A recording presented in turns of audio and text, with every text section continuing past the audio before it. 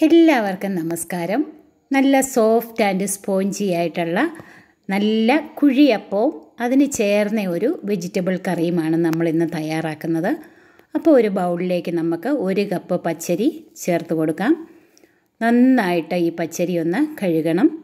ഒരു 3-4 പ്രാവശ്യം നന്നായിട്ട് കഴുകിയിട്ടൊരു 4-5 മണിക്കൂർ ഇത് നല്ല വെള്ളം ഒഴിച്ച് കുതിരാനായിട്ട് നമുക്ക് വെക്കണം.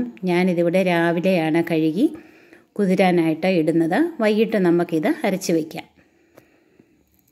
കുട്ടികൾക്കും മുതിർന്നവർക്കും ഒക്കെ ഒരുപാട് ഇഷ്ടപ്പെടും ഈ കുഞ്ഞനപ്പം. അപ്പം നമ്മളിത് മൂടി വെച്ച് ഇപ്പോൾ ഒരു 5-6 മണിക്കൂർ കഴിഞ്ഞിട്ടുണ്ട്. വെള്ളമെല്ലാം ഊറ്റിക്കളഞ്ഞിട്ട് മിക്സിയുടെ ബൗളിലേക്ക് നമുക്ക് ഈ പച്ചരി ചേർത്ത് കൊടുക്കാം. 1 കപ്പേ ഉള്ളത് കൊണ്ട് ഒരുമിച്ച് തന്നെ ഇടാം. അതിലേക്കൊരു 1/2 കപ്പ് ചോറ്, 1/2 കപ്പ് ചിരണ്ടിയ തേങ്ങ, 1/2 കപ്പ് വെള്ളം. ഇനി അതിലേക്ക് ഒരു തേങ്ങയുടെ വെള്ളം. ഇതിൽ ഞാൻ ഈസ്റ്റ് ഒന്നും ചേർക്കുന്നില്ല. ഈസ്റ്റ് ചേർക്കണമെന്നുള്ളവർക്ക് ഈസ്റ്റ് ചേർക്കാം. അപ്പോൾ ഇത് നന്നായിട്ട് തരിയില്ലാതെ അരച്ച് വലിയ ഒരു ബൗളിലേക്ക് ഒഴിച്ച് ആ അരി അരച്ച മിക്സിയുടെ ബൗളിലേക്ക് നമുക്കൊരു 1/4 കപ്പ് വെള്ളവും കൂടി ഒഴിച്ച് അതുകൂടെ നമുക്ക് ഈ ബാറ്ററിലേക്ക് ചേർത്ത് നന്നായിട്ടൊന്ന് ഇളക്കി വെക്കണം. ഒരു ലൂസ് ബാറ്ററാണ് വേണ്ടത്. നന്നായിട്ട് ഇളക്കി, ഉപ്പൊന്നും നമ്മളിപ്പോൾ ചേർക്കുന്നില്ല. ഇത് നന്നായിട്ട് ഇളക്കി നമുക്കിത് മൂടി വയ്ക്കാം. അപ്പം നമ്മൾ ഈസ്റ്റ് ചേർക്കുകയാണെങ്കിൽ ഒരു 3 മണിക്കൂർ 4 മണിക്കൂർ കൊണ്ട് ഇത് പൊങ്ങി വരും. ഇനി ഇതിന് ചേർന്ന ഒരു കറിയാണ്. കുക്കറിലേക്ക് നമ്മൾ 2 മീഡിയം പൊട്ടറ്റോസും 1 മീഡിയം ക്യാരറ്റും ചെറുതായിട്ട് അരിഞ്ഞത്, 1 കപ്പ് വെള്ളം, അതിലേക്ക് 1/2 ടീസ്പൂൺ മഞ്ഞൾപ്പൊടി മാത്രം ചേർത്ത് നമുക്കിതൊരു മീഡിയം ഫ്ലെയിമിൽ 3-4 വിസിൽ വരുന്നത് വരെ വേവിച്ചെടുക്കാം. ഇപ്പോൾ പിറ്റേ ദിവസം രാവിലെ ആയിട്ടുണ്ട്. നമ്മുടെ മാവൊക്കെ നന്നായിട്ട് പൊങ്ങി വന്നിട്ടുണ്ട്. അതിലേക്ക് 1 ടീസ്പൂൺ ഉപ്പും 1 ടീസ്പൂൺ പഞ്ചസാരയും കൂടി ചേർത്ത് പതയടങ്ങാതെ മെല്ലെ ഒന്ന് യോജിപ്പിച്ച് ഒരു 10 മിനിറ്റ് നേരം കൂടെ നമുക്കൊന്ന് മൂടി വയ്ക്കാം. അപ്പോഴത്തേക്ക് നമ്മുടെ കുക്കറിലെ ഗ്യാസൊക്കെ പോയിട്ടുണ്ട്. പൊട്ടറ്റോസും ക്യാരറ്റും ഒക്കെ നന്നായിട്ടൊന്ന് വെന്തിട്ടുണ്ട്. ചെറുതായിട്ട് നമുക്കിത് തവി വെച്ചൊന്ന് ഉടച്ചു കൊടുക്കാം. വളരെ പെട്ടെന്ന് തയ്യാറാക്കുന്ന സ്വാദിഷ്ടമായ ഒരു കറിയാണിത്. ഒരു പാൻ അടുപ്പിൽ വെച്ച് അതിലേക്ക് നമുക്കൊരു 2-3 ടേബിൾ സ്പൂൺ എണ്ണ ഒഴിച്ച് കൊടുക്കാം. എണ്ണ ചൂടാകുമ്പോൾ 1 ടീസ്പൂൺ കടുക് പൊട്ടിക്കഴിയുമ്പോഴത്തേക്ക് ഒരു വലിയ സവാള കനം കുറച്ച് അരിഞ്ഞത് ചേർത്ത് കൊടുക്കാം. സവാള ചേർത്തൊന്ന് വഴറ്റണം. കുറച്ച് കറിവേപ്പിലയും കൂടെ നമുക്ക് ചേർക്കാം. അധികം മസാലകളൊന്നും ഈ കറിയിൽ ചേർക്കുന്നില്ല.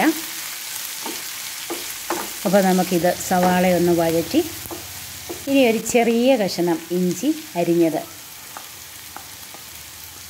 അരിഞ്ഞതും കൂടെ ചേർത്ത് ഒന്ന് വഴറ്റാം. എരിവിനാവശ്യമായ പച്ചമുളക് 4-5 അവരവരുടെ എരിവിൻ്റെ പാകം അനുസരിച്ച് പച്ചമുളക് കീറിയതോടെ ചേർക്കാം.